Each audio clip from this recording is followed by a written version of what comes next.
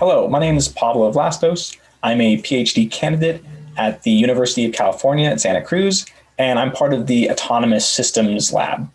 My research is about autonomous surface vehicles for low-cost oceanography.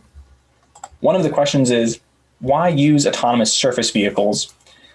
Well, studying the ocean and many of the problems associated with it today are very expensive. Using a human-crewed mission has a very high cost, and the vessels that require humans are rather large and also have a very high cost.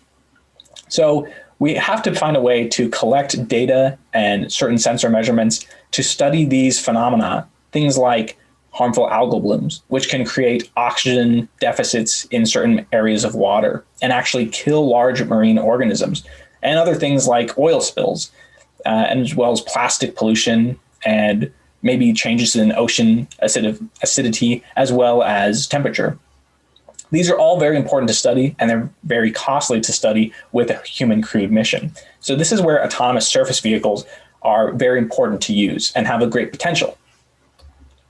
One of the other interesting parts that autonomous surface vehicles can be used for is estimating the true state of a body of water, or a field in this case.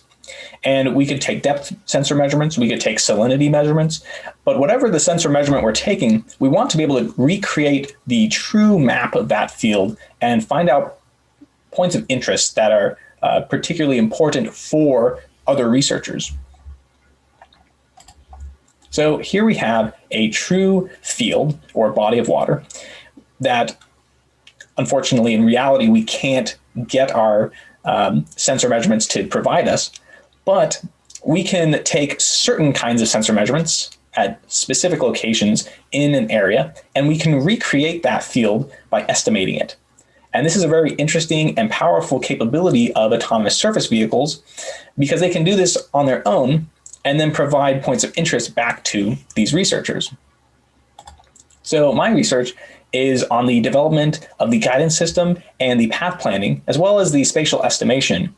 And this centers around vehicles like the Slug 2, which is a small ASV that we have been able to simulate for navigation, as well as implement in the real world, where it can navigate from waypoint to waypoint using GPS and other sensors. And it can complete these autonomous missions and provide useful data.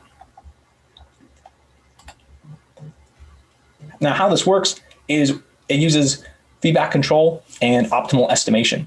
It also uses embedded systems to take all these different sensor measurements, fuse them together, and create intelligent decisions for the autonomous surface vehicle to make. It can choose different points to go to, it can choose different speeds to operate at, and we can estimate things in the field as well as estimate the state of the vehicle at different points in time. This is especially useful if we have intermittent communication, or we want to estimate certain aspects of the vehicle or field at different points in time where we don't have sensor measurements.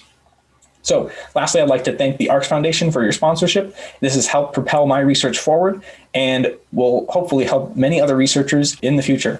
Thank you very much.